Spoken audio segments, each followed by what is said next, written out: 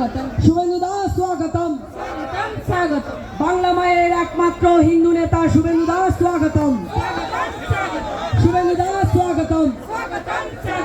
শুভেন্দু দাস স্বাগতম। স্বাগতম। শুভেন্দু দাস স্বাগতম। বাংলা মায়ের একমাত্র হিন্দু নেতা শুভেন্দু অধিকারী স্বাগতম। শুভেন্দু দাস স্বাগতম। আমাদের উপস্থিত হয়েছেন উত্তর মালদা জেলার সভাপতি